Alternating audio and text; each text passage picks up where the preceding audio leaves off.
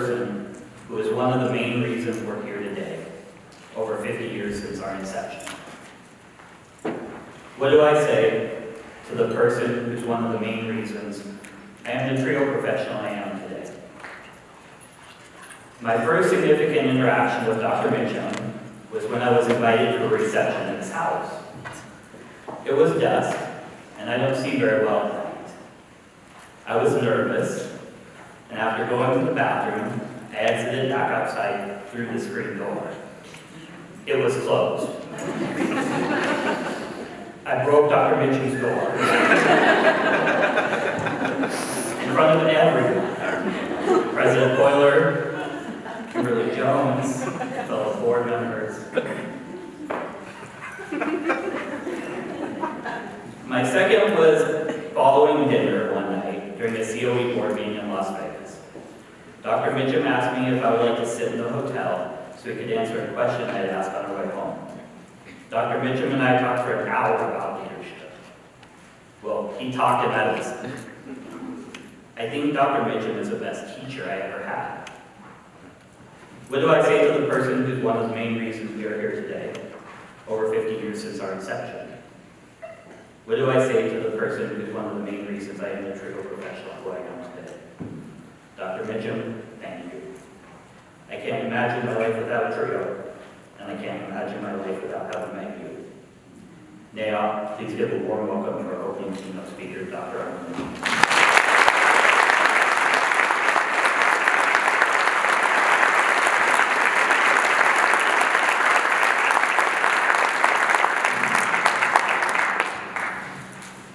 Thank you, Josh.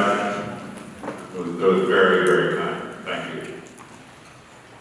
Let me salute Dr. Akins, Mr. Vera, our board chair, Christian Wiles, our board person, Sarah Byerly, and of course our president, Martin Hoyle.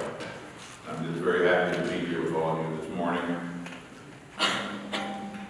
Josh had asked me to talk about history and legacy, and that's what I'm going to attempt to do.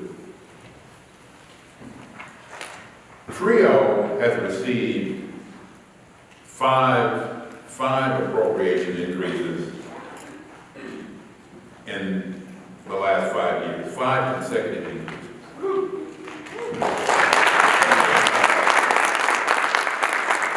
Last year, we went over the $1 billion mark.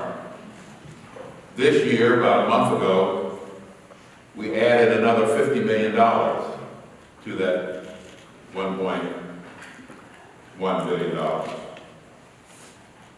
Notwithstanding President Obama's indifference, notwithstanding President Trump's hostility, we continue to get increases. I want you to think about that. Why? How? What are the dynamics? What is the engine for those increases? Things don't just happen. People make things happen. So what I'm going to focus on this morning is a phenomenon that I loosely describe as organized trio. Organized trio, which in part will explain our most recent victories.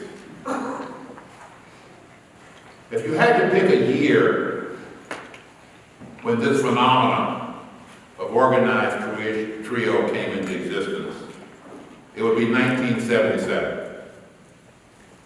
If you had to find a place where things were all brought together, it was in New Orleans in December of 1977. There, with the poinsettias and the nice southern breezes coming off the Mississippi River, 21 trio directors came to New Orleans to begin the march to make trio an integral part of the federal strategy to advance and expand equal educational opportunity in American higher education.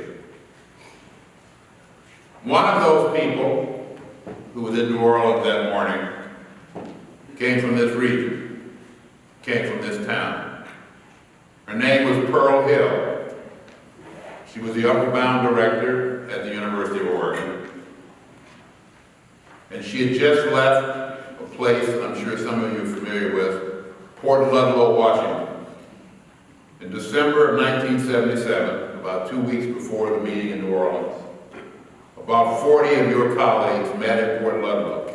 I wasn't there, unfortunately. But a dear friend and one of the 21 founders of COE was there, and I talked to him yesterday. His name is Oscar Hernandez. He's in San Antonio, Texas. And he described that meeting in Port Ludlow as contentious, tough. There were people there who did not want to organize, who were very happy under the current conditions and arrangements. There was one man there with a cane, and I guess he used that liberally on people. It was a very fast, a lot of whiskey drinking, a lot of late hours, a lot of caucuses, a lot of woofing. But in any event, in Port Ludlow, Washington, you all put together in December of 1977 what was then called the Northwest Association of Special Programs. Now, what I'm going to try to do is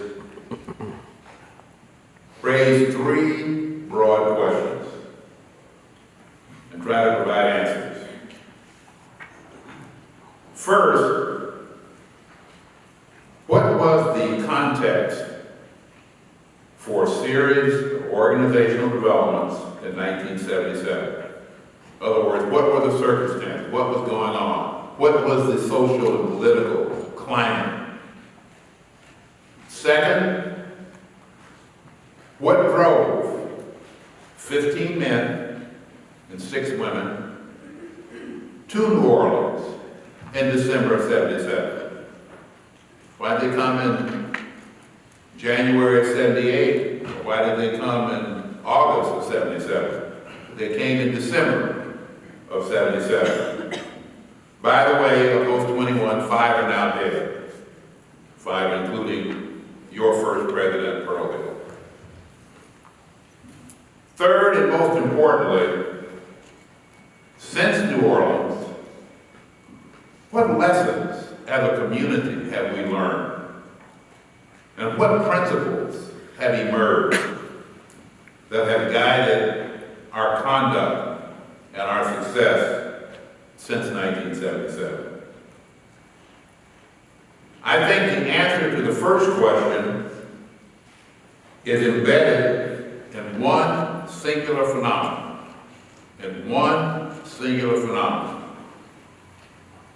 And that is the Civil Rights Movement. That's TRIO's lineage. TRIO precedes the Higher Education Act of 1965, and let me explain. If you had to look for a beginning, I would go back to Anniston, Alabama, in 1961. Some of you who are not familiar with civil rights history might ask, what happened in Anniston, Alabama in 1961? Simply put, a group practically of all white college students, most of whom from elite universities, Carleton, Haverford, Princeton, Rutgers, Harvard, Yale, went into the South to integrate public transportation on buses. They were organized by the Congress for Racial Equality, CORE. The goal was to integrate and to enforce the anti-discrimination laws. What did they run into? Absolute violence, beatings, burnings. It was a horrible business. 1961, Anniston. These young whites, most of whom came from upper middle class backgrounds, not working class, but upper middle class. They were students at Princeton and Dartmouth and Yale. Went back home and talked to their parents, their cousins, their uncles, their grandpas, their grandmas, and shared those ugly experiences. And one of the things that they talked about as they sat around the Thanksgiving table after the summer of 1961 was, gee, when I went back to Wesleyan, when I went back to Smith, when I went back to Radcliffe, I didn't see any black people. And maybe we as a society ought to do something about that. So that was the message that these upper middle class white students took back to their relatives. And of course their relatives are the Americans who sit on all of our corporate and foundation boards in the United States. One board listened. It was the Rockefeller Foundation.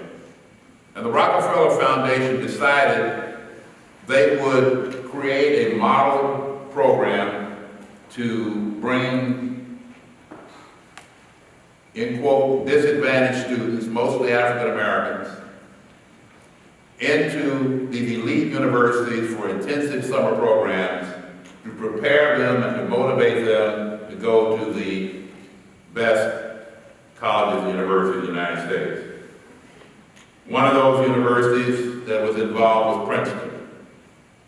And the COE board arranged last year for us to have a professional leadership development institute, the first. We had finished one a week ago at Cornell University for our leadership. And Princeton was chosen because it was where I would argue the prototype for the Upper Bound program was developed. And that's where, and that model at Princeton was later adopted by the Office of Economic Opportunity, and then of course, embedded in the Economic Opportunity Act, and then of course in 1965 we had the Higher Education Act, and then in 1968 Upper Bound was brought over from the Economic Opportunity Act and embedded into the Higher Education Act. The same year they created Student Support Services, and they moved Talent Search, which was the first of the trio programs to be included in the Higher Education Act because it was embedded in 1965. So now we have the trio phenomenon in 1968. But the concept, the idea of trio as we know in our oldest program, Upper Bound, began prior to the Higher Education Act. So from 1965 until the passage of the Education Amendments of 1980, which I won't talk about at all, or certainly not in any detail this meeting. You can bring me back next year and I'll talk about that. Which I think is as significant, maybe more significant, well, I don't know, than this, but anyway, we'll think about that next year. At any rate, from 65 until 1980, TRIO was defined, managed, run, operated by bureaucrats, personnel in the United States Office of Education. And some of these bureaucrats were nice people. You had a lady out here, I think her name was Peggy Till, is that right? Yep. And she was a nice, sweet lady, and she, used to vote with us and did all kinds of nice things. And she was a wonderful American. But she wasn't, unfortunately, she didn't, most of her peers weren't Peggy Tills. They were different kind of folk. And as they say in Washington, there are three political parties: bureaucracy, Republicans, and Democrats. So the bureaucrats have their own party, their own priority, their own ideology. And so they were running things. We, the project directors at the time, we had 1-year grants. 1 year. Whether your grant was continued was a discretionary, arbitrary decision typically made by one individual who was your program officer. And sometimes it got ugly. And I was glad I was a man and not a woman, and you couldn't wonder why I say that. It got ugly. Program officers ruled with an iron fist. They said, we are the federal government, we are the law, we are the vision, we are the promise that Congress made in the Higher Education Act of 1965. Everything goes through us. We're the boss. There were some trio directors out in Region 7, that's Kansas, Nebraska, Missouri, and Iowa, who tested that thesis. And one of them, a man at Wichita State University by the name of Jetty Blake, he was a leader, he was a black militant. He said, hey, you know, I'm going to do like the folks did in the Southwest and around the Great Lakes, and we're going to put together an organization. So he invited 12 of his peers to come to a meeting to talk about organizing a regional trio association. Somebody at that meeting wrote down the names of everybody who was there. Next spring, everybody in the room, Jetty Blake, of course, first, all 13 programs were defunded by the Kansas City office. They said, not only will we kill the leader, we'll kill anyone who listens to the leader. We have absolute control. This is a federal program run by the United States Office of Education. So that was the climate. That was the climate in the 70s. Congress, what about Congress? Well, Congress, you know, they were, you know, they had done their thing. They had passed the Higher Education Act. They created student support services. You know, the rhetoric was there, equal educational opportunity, blah, blah, blah, and all that was on the books. So if you go see a congressperson, they would just say, oh, have the kids sit on my lap, or why don't you hug me, what have you, let's get some pictures so you can take it back home to your husband, your wife, your kids, your boss, let them see it, let them know you really was in Washington, bye, you know. So it was just cutie pies, sort of, the photo ops. And rhetoric, oh, we support Buckle Bound, oh, we just love talent search, oh, my God, wonderful program, bye. So that was Congress. There wasn't any, and of course, there wasn't any policy discussion. Well, Mr. Congressman, when are we going to reauthorize this? There's an appropriations bill, what's your position on appropriations for TRIO? This, that, and the other. There's no grown-up conversation. It was just tourist, novelty conversation. But a change started, and it began with the emergence of the trio-based associations. And that was helped by a decision that Richard Nixon made. He moved the authority for the funding of trio programs from Washington to the regional offices, Kansas City, for example. That's why Jim Kessler was able to defund those 13 programs, because he had the authority. They moved the authority, the funding authority from Washington to the regional offices in this region. The funding authority was posited in Seattle, and in my region it was in Chicago, and in the Southwest it was in Dallas, and New England states it was in Boston, and so on and so forth. So in 1972, a visionary by the name of Walter O. Mason, a former Tuskegee Airman, whose father was African American and mother was Native American, decided that trio folk ought to organize. And Walter, with his will and his smarts,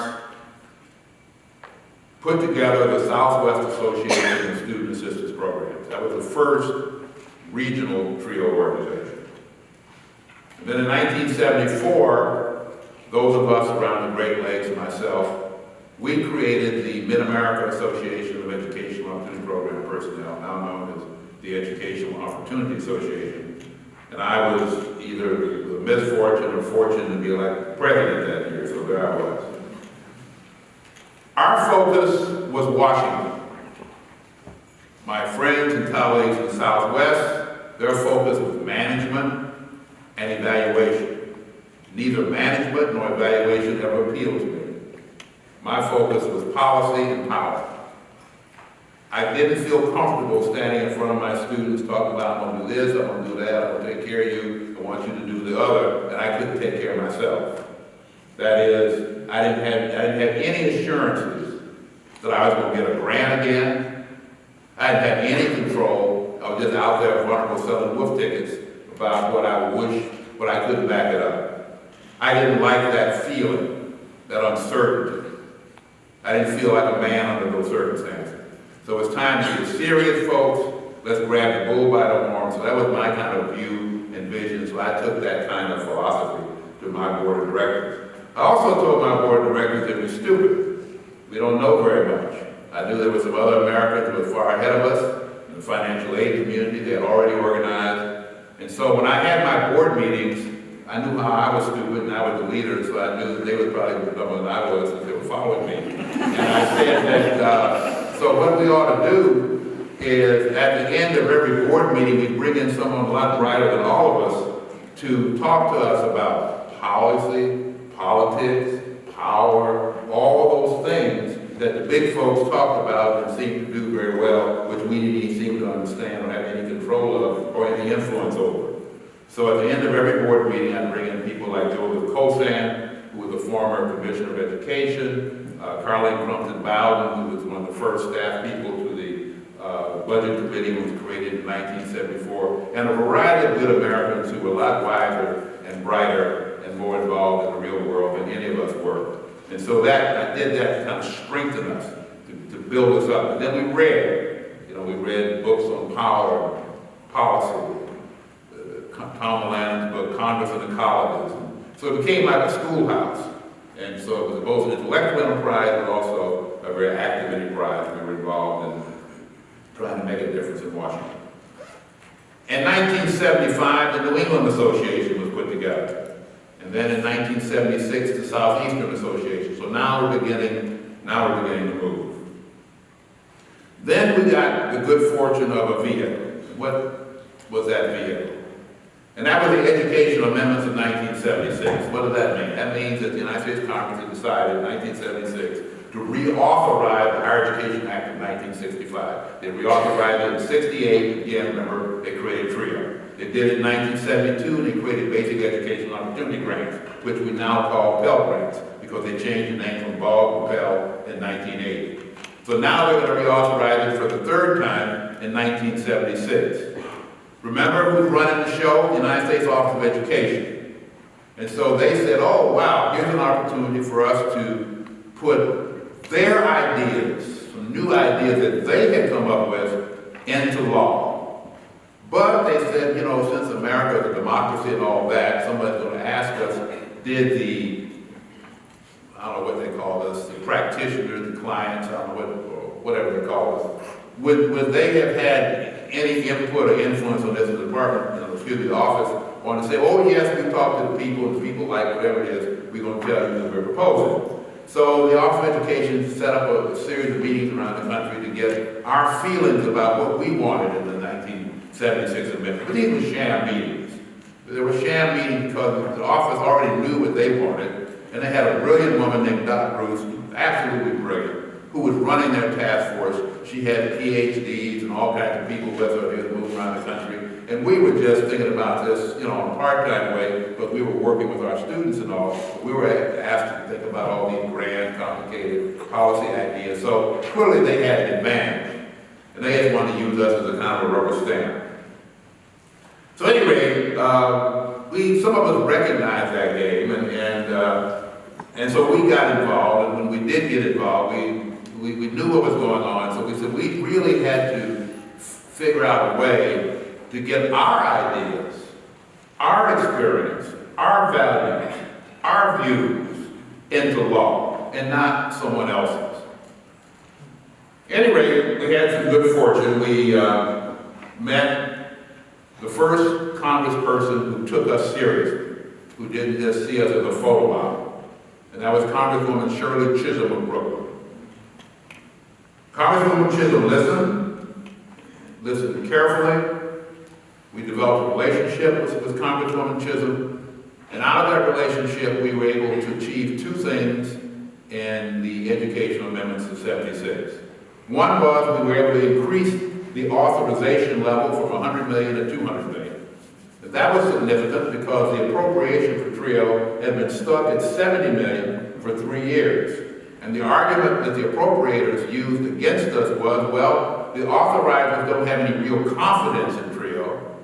They've never increased their authorization level. And of course, the other thing was going on, there was no pressure group putting any pressure on Congress to do anything with the appropriation. Our college and university presidents weren't interested. The NAACP wasn't interested. LULAC wasn't interested. The GI Forum wasn't interested. The Urban League wasn't interested. No one was interested. There were no pressure groups putting any pressure on Congress to do anything for the TRIO program. So thus it was stuck at $70 million. So we got the authorization level increase from 100 to 200. That sent a signal to the appropriators that the program was alive, that somebody cared about it, that it wasn't dead. The other thing we did was, because remember now we're trying to organize, we're trying to have meetings like this. You know, requires, we had to have communications budgets, you know, for newsletters, and phone calls, airfare, bus fare, gasoline for cars, and all that. And that requires money. And we're desperate for money. And so we said, hey, you know, everybody else taps into the federal well, why don't we? And so we said, let's create the training authority. Now, of course, the Office of Education also was trying to create a training authority as well. So we just kind of hitched our wagon to that idea. We defined it a little bit differently. But anyway, the idea was we wanted to create an authority where our regional organizations could apply for this money, and we could use that money to subsidize some of our professional development activities. So that was our idea. So anyway, we got that in the law as well. At the same time, we had another problem, and that was the mentality of our colleagues. And what was that? They didn't like politics. They didn't care at all about politics. I mean, they would stand up in the bar or lecture hall and say, look, Mitch, I went into education to avoid politics. Politics is dirty. It's sinful. I'm an academic. I think about things. I study things. I argue logically. I do my research. I don't like politics. It's dirty.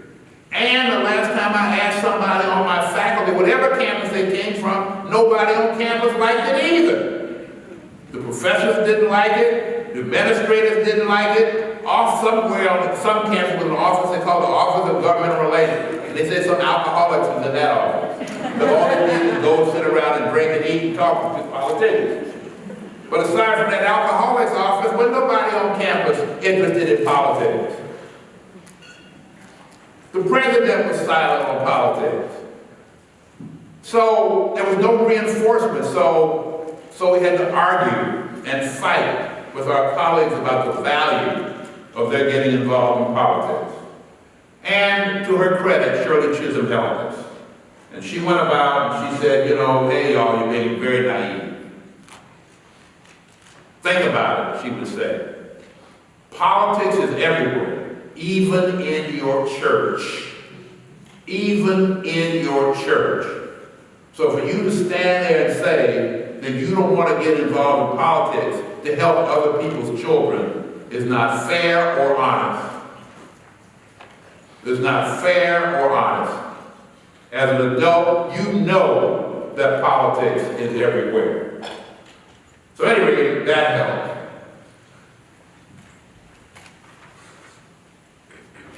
So by 76, and with the help of Shirley Chisholm, as I just mentioned, things began to change. And Mrs. Chisholm introduced us to Congressman Louis Stokes of Ohio, who sat on the Appropriations Committee, whose brother was Carl Stokes, the first African-American mayor of Cleveland. And I'll never forget the meeting I had with Mr. Stokes. I got along fine with Mrs. Chisholm. In fact, I even later in life got a chance to dance with her in Nashville one time. That was wonderful. But your counterparts in the New England Association have a Shirley Chisholm Award for outstanding TRIO people, and she was up to present that award to someone herself, and that was when I had the privilege of dancing with the great congresswoman. But anyway, I hadn't danced with her at this point. I had talked with her. But anyway, she arranged for us to meet with Mr. Stokes. And I'll never forget that meeting. He was a large man. He was sitting behind a large desk, and I was thinner than I am now, a lot more hair, because now it was my turn to go. Okay, boy, you know, here it is. You want it, go, boy. And the first thing I said was, Mr. Stokes, we haven't had an increase in our appropriation in 3 years. And I paused, and I thought, sure, one black man to another black man, he would be sympathetic and, you know, shed a tear with me or whatever. And he looked at me and he said, what's wrong with the program? Woo! Good thing I had learned how to control my ego. And so I bit my tongue and because you know what I wanted to say, but I didn't. And so I tried to explain the circumstance and the best I could, or the best I understood why we were frozen the way we were. And then after that, we laughed into a decent conversation, and out of that conversation, of course, things began to happen. At that moment, there were only, as I said, 3 regional trio associations. You got to keep in mind that the Great Plains were unorganized, the Rocky Mountains were unorganized, you all were unorganized. There was a lot of rumbling, but there was nothing out there. People were just there. And so, while the educational amendments had moved, some people, astute folks, whether they were organized or unorganized venues, began to understand that we needed to put together a voice. Who's going to talk to Congress? On behalf of who? And that became a big issue. Who's the voice? And so there was an astute group of East Coast folk. Their leader was in Boston College. A lot of support around New York City, New Jersey, some support in Atlanta. They were a fairly sophisticated group of young men. And they decided they were going to put together a national trio association. And they had a couple of meetings, one in Atlanta, one in Chicago. And the meeting that was going to really bring home the bacon was going to be held in El Paso, Texas. They should have never gone to El Paso. It was around the bar, I'll tell you why, it was a trap. But anyway, you know, politics, you have to play a lot of games. Because my group around the Midwest, we had decided that we did not want a national association unless it had a grassroots base. Let me say that again. Unless it had a grassroots base. No creating abstractly a top-down entity with kings and queens prancing around once a year. There's the president and the woo-woo and the blue-blue and the prince and the princess and all that kind of stuff. And but that's what my friends and colleagues on the East Coast thought was fine. I was from the Midwest, so we had to go out in the Midwest. We didn't like that actually. And so, at any rate, they surveyed the opinions of project directors all across the country and asked them would they like to create this top-down national association. And they said it would cost you $10 to be a member. That's all it would cost you annually, $10. And even in 1977, $10 wasn't a lot of money. And they said, and the other nice thing about the National Association, we promise you, we'll have our annual meeting in Los Angeles, or New Orleans, or Miami, or New York City, you know, some real sexy city, so it'll be a lot of fun. And we'll go there, and we'll all bring our grievances, and we'll have a big business meeting, and then we'll have some wordsmith put together some brilliant letter that, you know, we'll all sign off on, and we will send that letter to the President of the United States, who in 1976 would have been Gerald Ford, because Jimmy Carter didn't come in 77, and we expressed to him all of our grievances about how we're being treated by the Office of Education. We didn't like one-year grants, we didn't like this, we didn't like that. And then we'd go back home, and next year we'd have our annual meeting in in Seattle, enjoyed Mount Rainier and all that. We'd never been out there. Then the year after that, we go to New Orleans, and we all had a lot of fun. So that was their proposal. But it died in El Paso. Because in those days, the rules were simple. Any trio person who showed up at a meeting had voice and vote. Because we were still unorganized. It was the Wild Wild West. And so, two people came from the Midwest to El Paso. I was one of them. The other person was our treasurer from Minnesota, Ron McKinley, a Mescalero Apache. The other person were Delia Montes and Ludi Ortega from Las Cruces, New Mexico, and Dr. Monte Perez, who's now the president of Mission College in California, and Roy, who was one of his students. So that's four. There were six of us. And then there was the president of the New England Association, Baron Howard from Hartford, Connecticut. And then there were a delegate from Swansat from Dallas, and a woman from Arkansas, and the chairman from Boston College, Ulysses. And that was all the people voting and all that voice.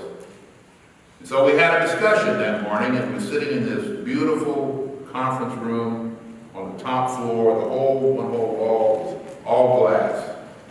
And you could look out through the glass and you could see the Juarez Mountains in Mexico. We're about 2 blocks from the border. And one of the reasons that I had convinced them to go to El Paso, because in those days, money was limited, and I knew that I would limit their votes. You understand what I'm saying? That not many people from the East Coast could afford to fly to El Paso. And so that's why we went to El Paso. So my votes, I had Monte Perez and his delegation, I had 4, and me and Ron was 6, and Marion was 7, and then the old Ulysses, he didn't know it, all he had was himself, and he had the lady from Arkansas, and he had another lady from Texas, and that was it. So anyway, he didn't know that at first. He had a stack of letters from project directors from North Dakota, Vermont, Mississippi, Idaho, everywhere said they wanted to join this national organization. And that was his argument. So we discussed it, and so finally we had a vote, and he only got 2 votes. And he looked sad, and he said, let's have a vote on the vote, because I know you all didn't mean it.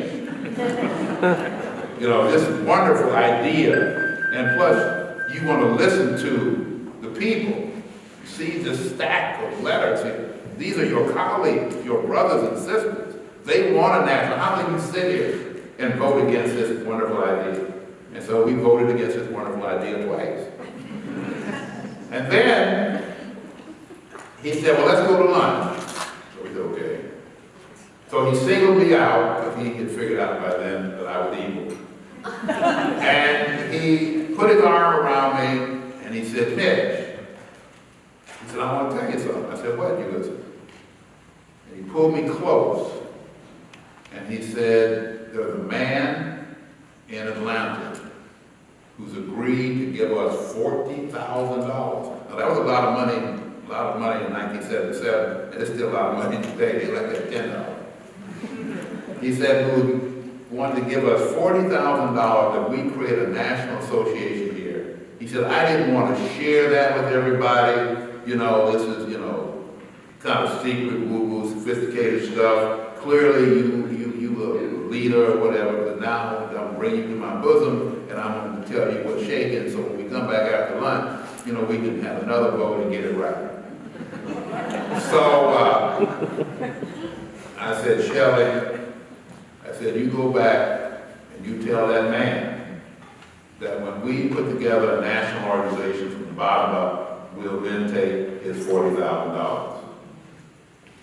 And Shelley released me, he stopped embracing me and gave me that look that the mafia gives you.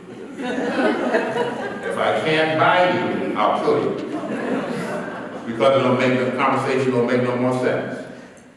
Since you won't take the money, The only one thing I can do. How? So anyway, that's why me and you listened to that. That ended that argument about voice. In my view, that meeting in El Paso was a victory for the grassroots model, bottom up, which proved itself over and over and over in every war we ever fought. The 12-Day War, the War on Opportunity, the Bush Wars, every one of those wars benefited from that strategy and that ability and that capacity, bottoms up. Mailograms, phone calls, emails from anywhere and everywhere in America. Kings Island, the Bering Straits, everywhere.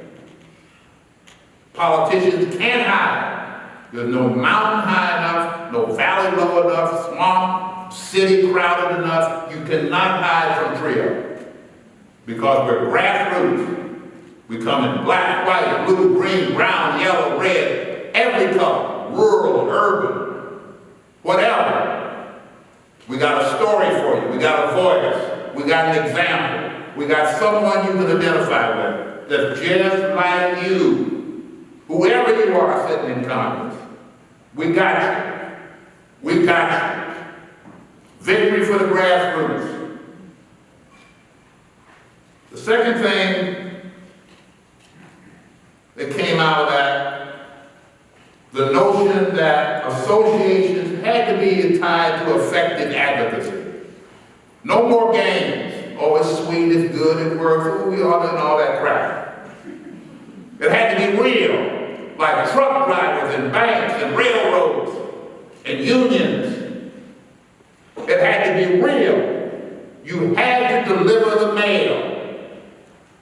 You had to deliver the mail. So after that, the momentum for regional associations picked up.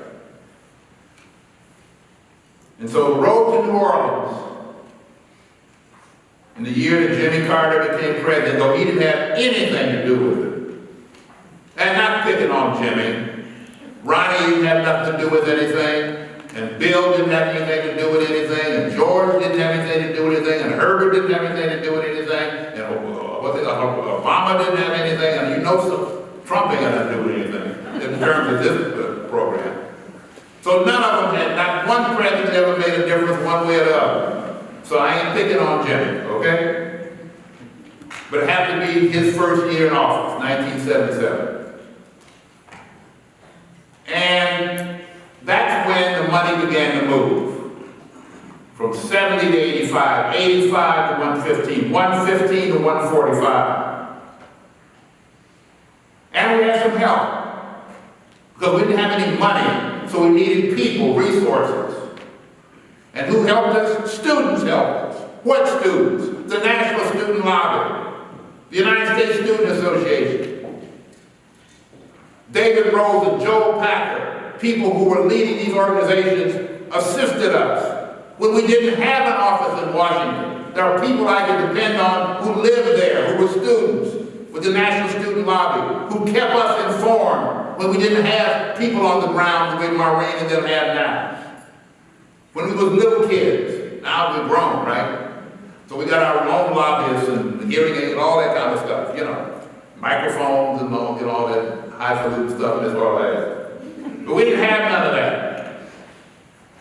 But we had to depend on students who were there every day, who were lobbying, who also were lobbying for the good. And they helped us, kept us informed, so we knew what kind of moves they were making. Then we would get into Washington, and in my case, I'd get there every month, a week for a couple of days or a week, and then others would come in and we'd testify and do all the things we had to do. And then we created the TRIO desk. That is, we had a student who worked directly with the United States Student Association, who was a TRIO student. Natalie Hankins and others, who had those roles. In fact, Natalie Hankins testified the same year we got the increase. And so on and so forth. So with the money at our back, that changed some of the thinking of some of my friends who didn't like politics. Remember those folks? They didn't like politics because it was nasty and dirty and all that. they couldn't find a professor on their campus who liked it either, so they didn't want to do no politics. So that changed the conversation as the money began to roll. And that led us to have a meeting in a place called Columbia, Maryland, outside of Washington. And we met there and put together some principles and views. And the people who were there was people from EOA, or Mid-America, SAOP, Mid-Eastern Association, NAEOP, Monte-Perez's group, SWASAP. And at that meeting, we agreed to form a national council. This is September 1977. Remember, we got the money in the spring and summer. Now it's September. So now we agreed that there should be some kind of mechanism so we can move. And we said that the authority for this group should be vested in regional presidents. And that the regional presidents could select 2 delegates to accompany them to the meeting. We tried to put some form in it. But remember I said in El Paso, if you could have somebody who come with you, they had airfare, they had voice, vote, and everything else. We said, no, we got to get more formal. So we had to build it around a regional president. That's why it was very important for the people of Port Ludlow to elect Pearl Hill as a president. So that gave you voice and authority. Then Pearl could bring 2 people with her, but she didn't. She came by herself. And then they agreed that the council shall represent the educational interests of poor Americans with particular emphasis upon the educational needs and concerns of all minority groups. So that was their preamble, that was their vision. And then they agreed to encourage personnel back home to get involved in state and national policy and to promote greater professional development. So Columbia became the vehicle or the road to New Orleans. This is September. And we fought over where the meeting should be. It should be in New Orleans, it should be in Miami. And the people who voted for New Orleans beat the people from Miami, so thank God we went to New Orleans. In the meantime, when we left Columbia, your group is not formalized yet, as I noted. You all had come into existence in December of '77, actually a week or so before our meeting in New Orleans. And another group hadn't formed either, and that was the Rocky Mountain Group, the Association of Special Programs in Region 8. They didn't form until October of 1977 in an old mining town called Park City. It was an old mining town, and let me tell you, it ain't the Park City of today, where they have the Sundance Festival and all that. It was broke down when I got there. Anyway, I've been back since, and it's, like a new world. So that was the road to New Orleans. These are the different things. The education of 1976, El Paso, the money, Columbia conversation, all of these things. So now let me conclude by answering the last question. What are the lessons and principles that emerge from all of this? The first thing I would say was, as I said to my colleagues when we got to New Orleans, they asked me to be, remember now we're all equals, even though I was a royalty in the Midwest because I was the president of their group. Nationally, I wasn't anything, right? So everybody had to be, because you had to be very sensitive to everybody's ego. Oh my God, you sensitive to people's ego. You get hurt, you get killed over egos. And so you had to be careful. Because everybody's equal to everybody. And so I did say, they called me the convener. They didn't want to call me any chairman, because that would have been hierarchical, it would give me more authority than I deserved. And so they said, you can be the convener. So I said, okay, I'm the convener. So they said, well, you can sit at the table and we'll let you get the thing and you can call it to order. I said, yes, ma'am. And so I got the chance to talk first. So I said, well, look. And I borrowed a line. So the first thing I said, I borrowed a line from a man named Stephen Bailey. Who's Stephen Bailey? Stephen Bailey was the Vice President of Government Relations for the American Council of Education. Formerly had been a professor at Political Science, Harvard University. And I thought that was good credentials, and he was a wise man. And so he was both theoretical and a practitioner. So I said to them, I said, look, I said, our reason for being here, our raison d'etre, is to protect our membership from harm. Let me say it again. Our reason that we're here as an organized group of Americans is to protect our membership from harm. Not you. A lot of you and us and all that, our eyes up in the room, big egos, we need leaders. But our membership, I know you protect your damn self, but I want you to protect other people, all right?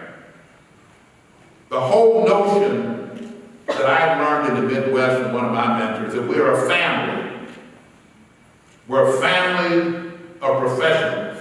We're a new professional class that emerged out of the 60s and 70s. So we got to protect our membership from harm. And practically speaking, what that meant was we had to focus on the money. The money. We had to have sustainability. That is the oxygen. That is the oxygen, the money. Not the rhetoric, not the promises, but the money. That's the program capacity. That's your ability to serve students. And I may also say, though I didn't say this, but they were smart enough to catch it. That's also, you people with the big egos, that's your self-interest, because that's your salary. Now you got it? Now, this is what it's about. And they bought into that, but they didn't throw me out the room. The second thing that I think emerges from all of this is the Walter Mason doctrine. The Walter Mason doctrine, the Operational Rainbow Coalition, not Jesse Jackson's Rainbow Coalition, but an operational Rainbow Coalition. I mean that one that actually works, not rhetorically, but actually, where you meld the identities, the Native Americans and the whites and the blacks and the Chicanos and the Puerto Ricans and the Asians and so on. You actually meld them. And they have to work together, and each brings their strengths and their expertise and the various niches they have. They take advantage of it, not for the blacks or the whites, but for their interest of the whole, for the rainbow. The Operational Rainbow Coalition. The third piece, that as an organized group, we have to be a laser focus, a rifle, not a shotgun. One issue, trio. It ain't nothing else. Can't be. You do not have the resources or the numbers or the strength or anything else to carry any other water but your own. And anything else is a fool's errand. You're pretending. It's nice if you're a good citizen, you're a good American, or all that good stuff. But the only thing you have the ability to do is trio. Period. The fourth thing, trio's strength, its relationship to Washington, is the United States Congress. The United States Congress, the Senate, and the House. Period. No president. That's another fool's error. There's no way in hell you will ever get the attention, the support, the love, the devotion from any president of the United States, Democrat or Republican, hostile, kind, or otherwise. That's the reality, folks. It may hurt your feelings. But playing the president is a nonsense game.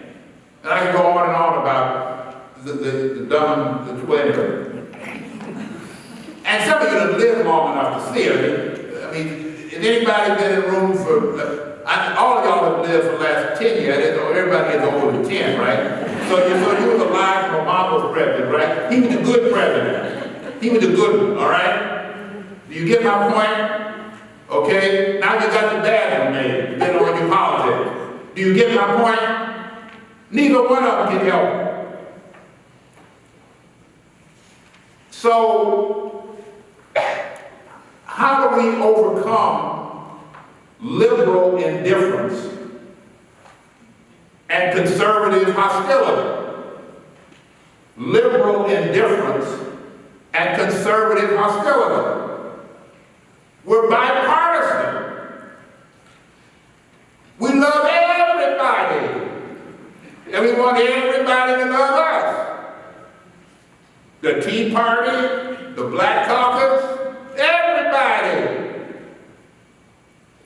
And that's the way we play. No permanent enemies, no permanent friends, just a permanent interest. And what is that? Trio. No other program, not Pell Grants, not whatever. Trio. We speak for Trio. We have expertise in Trio. There are other Americans who can argue Pell Grants, black colleges, this, that, what have you. We speak for Trio.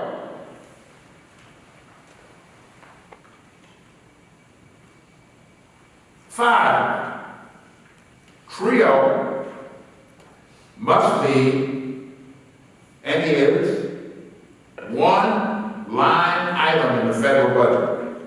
Now you think about that. You go to the United States federal budget, all $4 trillion of it. You won't find McNair, you ain't gonna find no EOC or talent search or nothing. You won't find federal Trio programs. Think about it. It's over $1 billion. Gee, great number. But how big is that number against a $4 trillion? And then let's take some pieces of that $1 billion, like McNair. What's that, Ms. Orland? 65 million or something? What is 65 million? Huh? In other words, it projects no strength. In fact, you can't even see it in a $4 trillion budget. It's ether, dust. So for people to say, oh, I'm a McNair man, I'm an Open Bound man, hey, we can barely hang on by being a Trio man with $1 billion. Let's not be silly. Hey, you got to be realistic. This is real. These are real people. Those are real students you're serving. If they don't make it, they fall out. You know what happens. The boys go to jail, and we won't talk about what happens to the girls. You know the story. You can't play. You got to be real.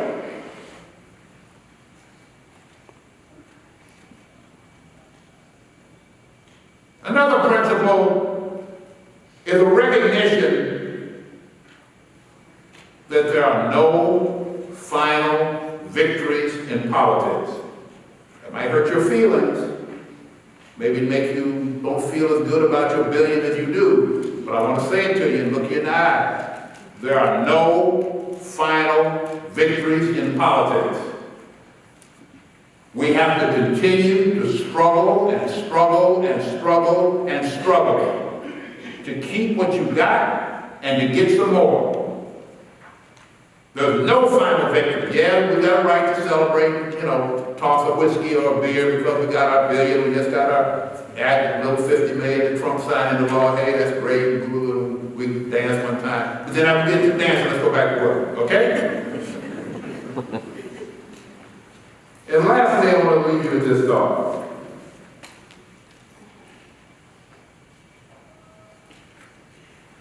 If there is no organizational history, if there is no organizational history, there is no organizational soul. And if there is no soul, there is no organizational identity. You don't know who the hell you are. You have no cohesion.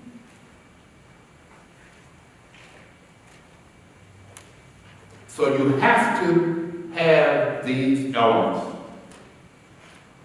Now you know your legacy. You know who you are.